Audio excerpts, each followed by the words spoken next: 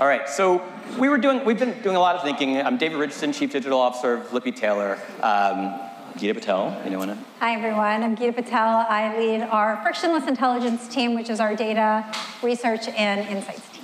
And we do a lot of thinking about how do you really tell a story from the data and the research and all the way through the planning into the storytelling and understanding where that story goes, and then, of course, measurement. So you're going to see, really, we do a lot of thinking about the full stack, and then how do we then prove that out. But it's one thing to say, okay, is someone on your social feed?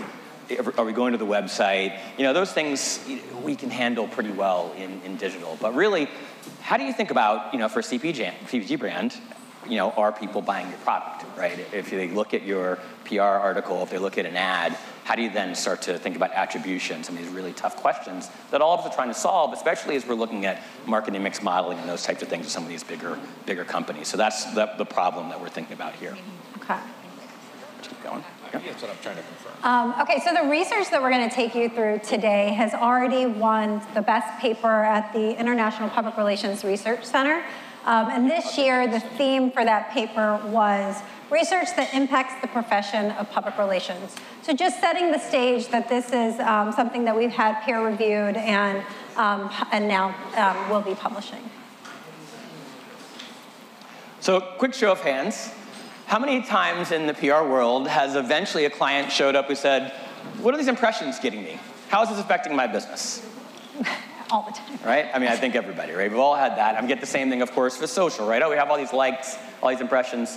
Who cares? So how do we actually start to think about moving, down the funnel and really thinking about just, those kind of vanity metrics that people are talking about, upper funnel metrics, to really measuring how are we contributing to the behavior change of the client?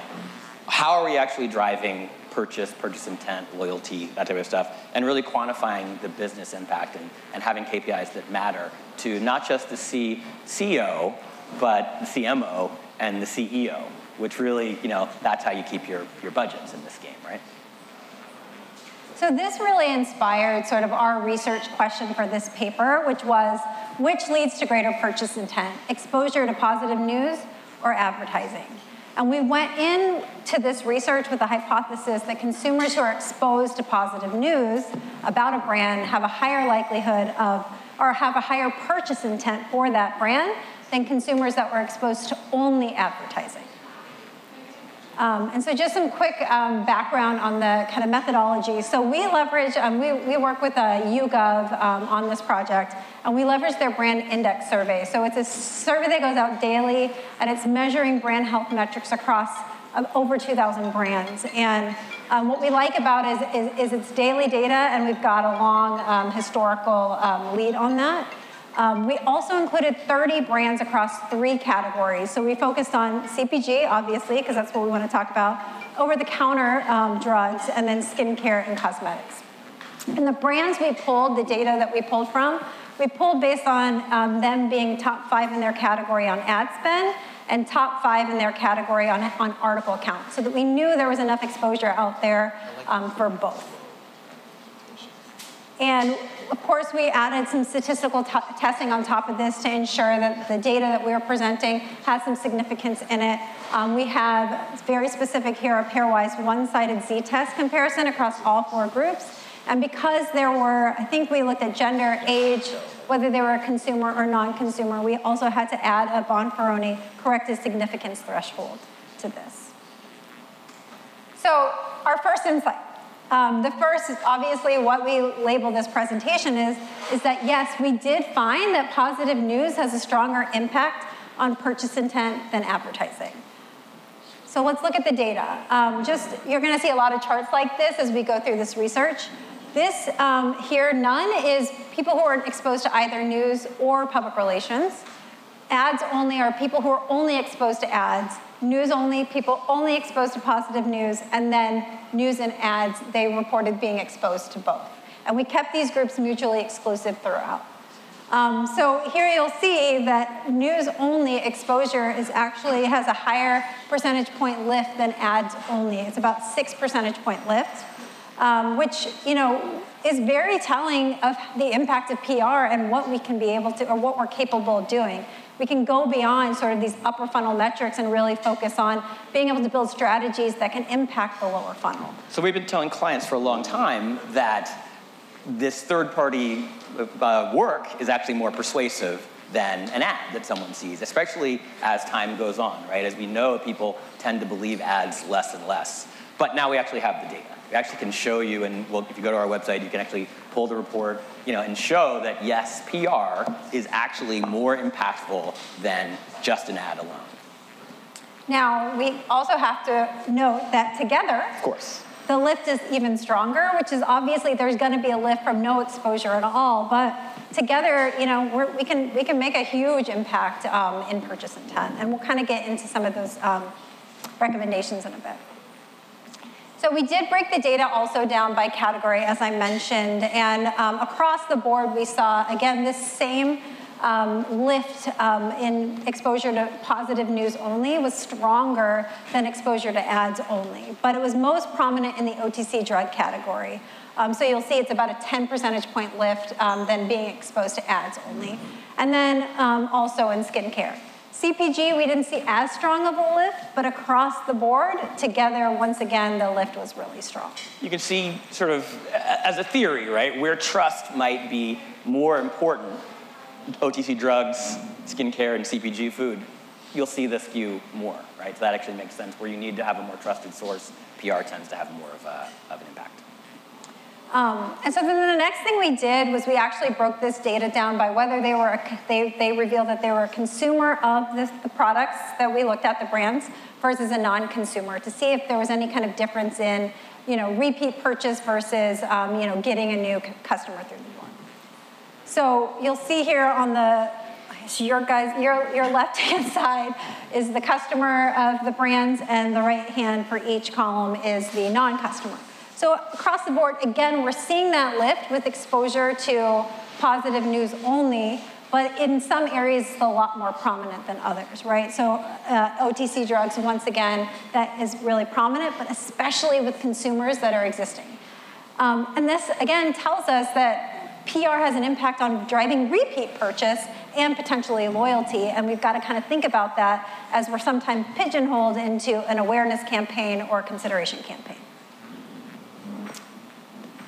So the next finding is we also looked at this same exposure to ads only versus positive news only across all the other brand health metrics that YouGov has. And shocker, we found also a stronger lift. Now, it didn't exist as prominently across all the different measures, but it did in recommendation. And again, that really does speak to that repeat purchase, that ability to drive loyalty and advocacy that we have as a function. So again, we looked at satisfaction, impression, do they leave a good impression, the quality, would you recommend them, and value and reputation. So value and reputation were the two areas we saw the strongest lift from exposure to positive news. Okay, so we had to look at this just because, we as PR practitioners are always, we know that what we have to say and what we're putting out there in positive news is talkable, right? And people want to talk about it. They talk about, did you see this article? Did you see this news? All the time. And so we wanted to kind of test out, how is our talkability? How do people, have they heard buzz about a brand? Have they heard through a friend or family about a brand? Based on their exposure to news only versus their exposure to advertising. And again, this one didn't shock us as much. I mean, nobody's going around talking about the ads they saw on Facebook with one another, but they are talking about the articles they're reading. And so we saw a 4 percentage point lift on both sides. So what does all this mean? So yeah, let's talk about what this means. This is a really important piece of data that as you're talking to the CMOs of the world, and they're talking about budgets, which we've all been in those meetings, and they're like, well, we got to cut our PR budget because we really don't know what the impressions are driving us, and I can't cut TV because I know exactly what that's going to drive to the store. Well, do you? Not necessarily. It's not the same world that we live in anymore. Is that quantifiable? We know it's not. We know Nielsen data actually isn't very good. That's come out now. So the idea that we can start to even put some questioning in that sort of tried and true wisdom that, oh, these impressions are just more vanity, these likes are more vanity, and we really need to prioritize investment in PR, make sure we're keeping it at a solid level and at a level that makes sense for your brand, and don't just think, oh, I can get rid of it and, I'm still gonna get my bottom line, because that's clearly not true. And I recommend you download this data and share this with your clients.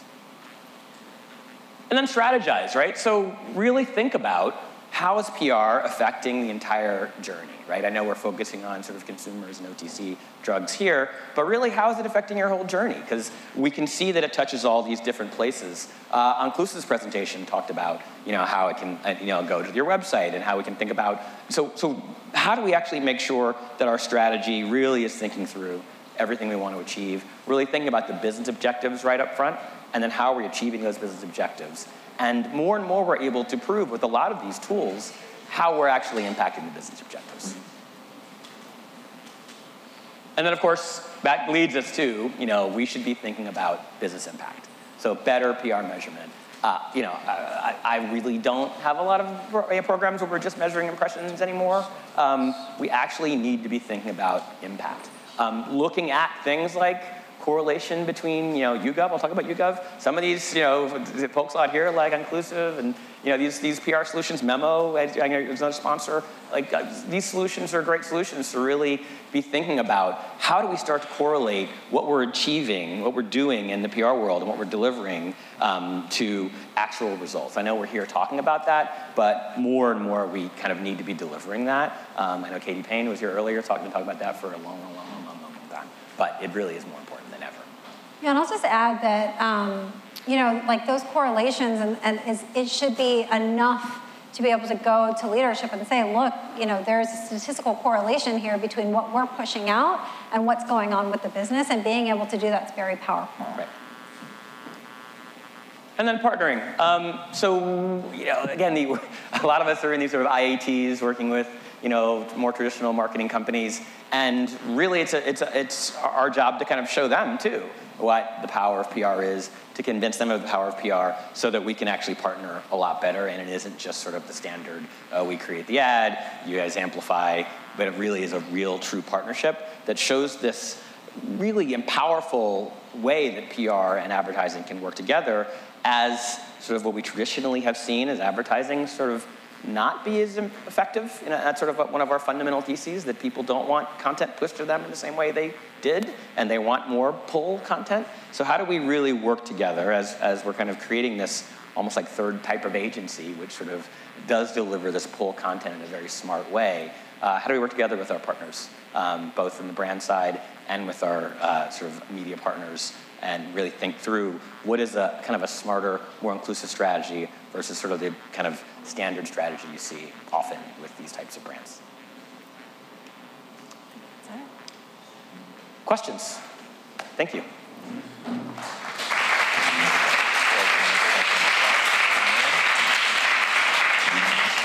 Questions for, we've got a question. Go ahead. Putting me on the hot spot here. Can you go back to I think it was the second slide? Sure. I have a quick question, and I want to make sure I'm wording this correct. The data slide, which? Keep going. It was about there we go.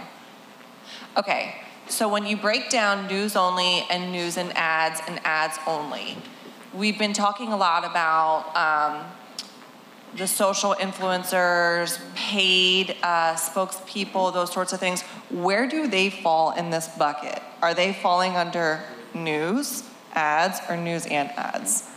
So they're actually, I think that's in the mind of the consumer if you think about how they're thinking about and answering these questions. And so we don't like to kind of think about them in this category because we can't it's not so cut and dry, but there is a metric within here, buzz and word of mouth, that we're working on right now to cut the data through that as the lead, and that's kind of where we see those fitting in, at least in this survey data. So yeah, we were really focusing on this case what people perceive as news. So this wouldn't be influencer content in the news bucket, right? It's what people are perceiving as more traditional PR news. We were kind of really trying to see what the difference was between those two things in this study.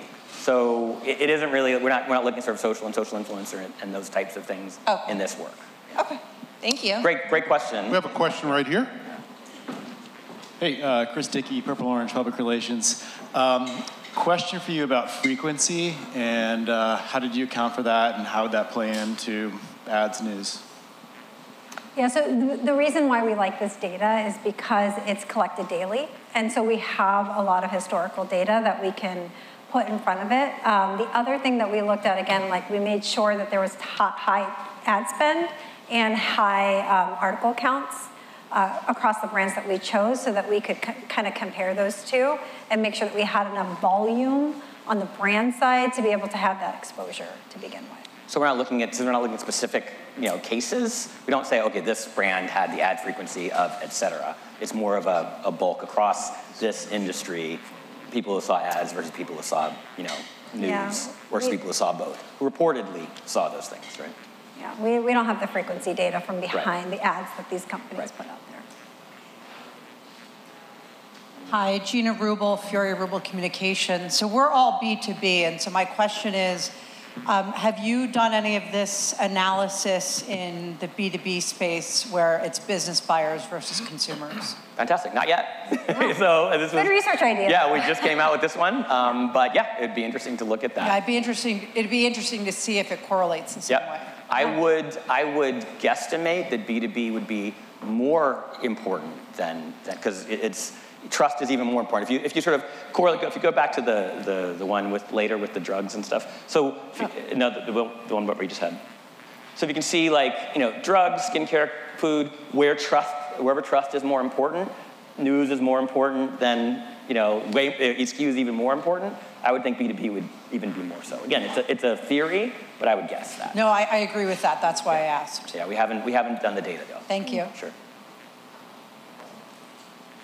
Other questions? Okay, thank you, David and Geeta. Thanks, everybody. Thank you.